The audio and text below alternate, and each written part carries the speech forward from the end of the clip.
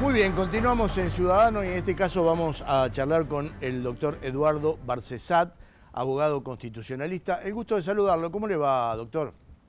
Muy bien, los saludo a ustedes y a la audiencia. Bien, Gracias, hace doctor. un ratito nada más tuvimos la oportunidad de charlar con otro colega, con Félix Lonigro, que tiene, bueno, obviamente una postura de lo que pasó ayer con la vicepresidenta. Me gustaría conocer su opinión al respecto. Bueno, yo creo que el fallo dictado, que bueno, de momento solo conocemos la parte dispositiva, no así sus fundamentos, es un fallo que trasciende la categoría de lo arbitrario para ingresar a la categoría de absurdo. El primer tramo del mismo desestima las nulidades. De esas nulidades, la más importante, la insalvable, a mi modo de ver, es que ese juicio ya había sido conocido y fallado en jurisdicción de la Justicia Federal de la provincia de Santa Cruz, a la que fue derivada por Ercolini inicialmente, por considerar que él no tenía la competencia territorial para juzgar sobre las obras públicas en dicha provincia. Y así es efectivamente. Bueno, ese juicio fallado dispuso el sobreseimiento, fue confirmado por inexistencia de delito, y ahí viene la maniobra de la Sala 4 de la Cámara de Casación Federal, que bajo invocación de pruebas que no habían sido consideradas o que no fueron sustanciadas, entiende que debe reabrirse la causa, por supuesto en connivio con los integrantes de la sala, y se produce esa reapertura que, aunque fue resistida por las defensas ante la Corte terminó por presión mediática devolviendo el expediente a la justicia de la capital federal, nuevamente a Ercolini, que tramita la causa, ya sabemos cómo, de la historia de los alegatos, la defensa brillante que hicieron los abogados defensores, y finalmente llegamos a esta resolución que, bueno, ha sido dictada quebrantando, como dije, un principio constitucional, en este caso el de la inviabilidad de la doble persecución penal, más conocido como el ne bis in idem. Bueno, después el fallo ingresa a calificar la conducta para ordenar la condena, y la condena se hace en orden al delito de administración fraudulenta. Ahora, esto evidencia de que han abandonado, porque habrán considerado muy temerario hablar de asociación ilícita, ya que si los dos gobiernos de Cristina habían sido una asociación ilícita, necesariamente todos los actos realizados bajo dicho gobierno serían declarados ipso facto nulos, de nulidad absoluta e insanable, entre ellos los propios nombramientos de los integrantes del tribunal y de la fiscalía que formularon la acusación. Doctor. ¿Qué hicieron entonces? Acusan por administración fraudulenta a la única persona que no tuvo nunca el dominio del hecho, esto es, la posibilidad jurídica o fáctica de ordenar o reordenar el movimiento de las partidas presupuestarias, que hay que recordar que esas partidas presupuestarias son abonadas conforme la ley de presupuesto de la nación y por el jefe de la administración pública, que es el que controla su correcto destino. Y bueno, tenemos que decir, ningún integrante del Congreso de la Nación, sea senador o diputado, fue traído a juicio. Tampoco lo fue ninguno de los jefes de gabinete. Entonces, ¿cuál es la posibilidad fáctica, nada más que desde el punto de vista conceptual, para poder administrar fraudulentamente en provecho propio o de terceros? Evidentemente, el fallo no se sostiene, mucho menos cuando los que tenían alguna injerencia posible en el tema, me refiero al arquitecto De Vido y al ingeniero Patala, fueron absueltos de estos mismos cargos. Esto no se explica. Es una verdadera, diría yo, desborde de la racionalidad de lo jurídico y de las prácticas jurisdiccionales. Bueno, ahora resta conocer los fundamentos, que será en marzo del año venidero, y recorrer los dos tramos que faltan del espigón jurisdiccional para que la sentencia pueda eventualmente adquirir el carácter de sentencia firme basada en autoridad de cosas juzgadas, o, como sería a mi modo de ver lo correcto, anulada y mandar dictar un nuevo pronunciamiento por otro tribunal de igual categoría. Pero aparte de esto, ya ahora, con esta primera sentencia, pueden las defensas, o a quien encomienden los encartados, promover ante la Comisión Interamericana de Derechos Humanos y la Comisión de Derechos Humanos de Naciones Unidas la habilitación para que ingresen a examinar la violación de cláusulas de la Convención Americana y del Pacto Internacional de Derechos Civiles y Políticos por la evidente privación de jurisdicción idónea que evidencia el fallo absurdo. Quiero recordar que la jurisprudencia de estos dos organismos que he mencionado habilita a que no es necesario que se agote la instancia de los recursos extraordinarios para ir por la vía regional o internacional. Ello porque no son tribunales de cuarta instancia, sino que juzgan cuando un acto jurisdiccional, en este caso, ha lesionado cláusulas de los respectivos tratados de derechos humanos. Doctor, discúlpeme, sí. Más allá de este tema que nos ocupa, evidentemente en las últimas horas hay una causa que podría considerarse paralela porque está fuertemente vinculado a esto del lawfare, de las causas armadas. Usted como hombre de derecho, ¿qué reflexión le merece esto de los jueces y de los fiscales yendo a dormir a la casa de un empresario y tratando de disfrazar esa situación de dádiva? ¿Qué reflexión le merece a usted como hombre de derecho eso? Bueno, lo he mencionado ya en varios reportajes. Voy a utilizar la metáfora de un témpano. Como todos sabemos, tiene un tercio visible, claro, y 2 tercios ocultos. Bueno, en este caso, ustedes me están preguntando por la emergencia de este tercio visible, que es una especie de vómito institucional que exhibe ante el pueblo de la nación y la opinión pública en general cómo se comporta la pata podrida del Poder Judicial en alianza con los medios comunicacionales hegemónicos, con el poder económico y con el servicio de espías, que los que estaban allí presentes, varios han investido esa condición, y demuestran que por su léxico, por sus prácticas, por las tramas que han hecho para encubrir, de que son más delincuentes que los delincuentes que pudieran tramar algún operativo de robo, de hurto, lo que fuera. Sinceramente,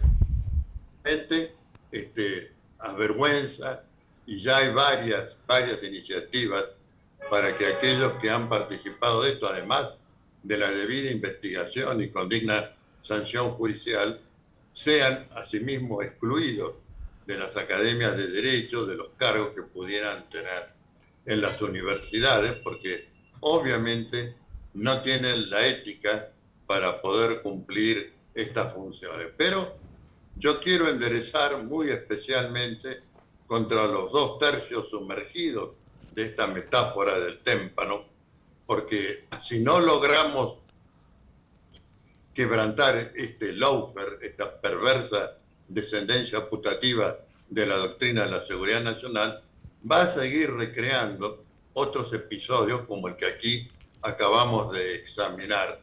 Y entiendo que esto requiere obviamente de una fuerte impronta ante los organismos regional e internacional, dejando de lado, por supuesto, lo que tienen que hacer los defensores, en materia de recurso de casación y de recurso extraordinario federal, que obligadamente imponen la vía de ambos recursos porque están en juego cláusulas de la Constitución y de los tratados internacionales de derechos humanos, y se trata de funcionario federal la persona afectada. Bueno, esto es para mí el enfoque jurídico. Yo además he opinado en tanto que docente académico de la Facultad de Derecho sobre el tema del indulto, bien que complementado, lo pongo de relieve de inicio, con otra medida institucional. En cuanto al indulto, es una facultad que está en la Constitución y que fue revalidada en el año 94 y que se votó con amplio apoyo de las dos bancas mayoritarias, los dos bloques mayoritarios, que eran los del Partido Justicialista y la Unión Cívica Radical. Hubo pocos votos de abstención o alguna disidencia, pero quedó en el texto de la Constitución revalidado, repito, en el año 94. Y cuando un funcionario, como el presidente de la Nación, asume el cargo, jura cumplir y hacer cumplir, en cuanto de él dependa, con la Constitución Nacional. Esto implica que más allá de la opinión adversa que el actual presidente de la Nación tiene respecto de la, digamos, carácter de función o rémora monárquica, la del indulto en nuestra Constitución y en toda aquella en que sigue figurando, opinión que yo comparto desde el punto de vista doctrinario. Cuando uno asume el cargo y jura, con ese juramento que no solamente una fórmula, es un compromiso frente al pueblo de la nación, tiene que ejercer las potestades. Pero como comprendo tanto la reticencia de Cristina Fernández como la del presidente, les digo que tienen que acompañarla con otra iniciativa institucional, que es el juicio de nulidad de cosas juzgadas, formal e irrita, que hay doctrina jurisprudencial de la Corte, anteriores Cortes, aclaro, referido a esto. Y yo le agregaría no solamente formal e irrita, sino nula y persecutoria, para que borre no solamente la pena, sino la condena, es decir, el juicio. Porque doctor, evidentemente esta es una degradación hacia la dignidad del discurso del derecho y de las prácticas jurisdiccionales, que nos humilla a todos los que ejercemos esta profesión y que creemos realmente en los valores que la Constitución consagra y en el deber de obediencia a la supremacía constitucional. Y terminaría mi enfoque, permítamelo terminar, diciendo que termine, doctor, termine. Esta sentencia es un acto de violencia institucional en términos del artículo 36 de la Constitución, que establece ese deber de obediencia a la supremacía constitucional, y que lo más grosero que tiene es que la violencia parta del órgano federal que tiene el compromiso mayor con ese deber de obediencia, porque ya le viene impuesto por la primera ley de organización del Poder Judicial de la Nación. Me refiero al artículo 3 de la ley 27, ya por el número se darán cuenta de su antigüedad, que dice que el deber primero del Poder Judicial es el de hacer observar la supremacía de la Constitución Nacional, aún por sobre los actos de los otros poderes que estén en contradicción con ello. Bueno, creo que este es el enfoque que debe darse y que, por supuesto, somos también partidarios de una iniciativa de reforma constitucional para que construir un poder judicial de la nación que satisfaga lo que hoy son los dos primeros requisitos del artículo 1 para todo poder del gobierno federal. Esto es representativo y republicano. Doctor, Esta administración de justicia no es ni lo uno ni lo otro. Sí. doctor, usted, comparto unas cosas de lo que dijo recién, ¿no? No entiendo cómo no fueron juzgados quienes fueron los jefes de gabinete. Usted dice que fue un absurdo el fallo, que van por la administración fraudulenta, habló de ley de presupuesto. Muchas de las obras que se hicieron en Santa Cruz no estaban incluidas en la ley de presupuesto, fueron por otro lado. Y explíqueme, si no hay existencia de delito, ¿cómo puede ser que se direccionaban todas las obras en el sur, no solamente en el sur, se direccionaban todas las obras a una misma empresa que se había constituido 3 días antes de que asuma la presidencia Néstor Kirchner? Un ex cajero de banco que no tenía ni tiene ningún tipo de experiencia en obras públicas. Explíqueme eso, porque no se entiende, hay un montón de cosas que no se entienden, y lo que la gente quiere saber, si la presidenta...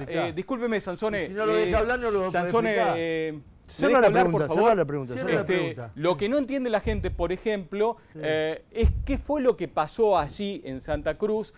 ¿Cómo puede ser que una persona de la noche a la mañana se hace millonaria con el direccionamiento de la obra pública y usted dice que no hay existencia de delito, que es un absurdo? ¿Me podría explicar eso?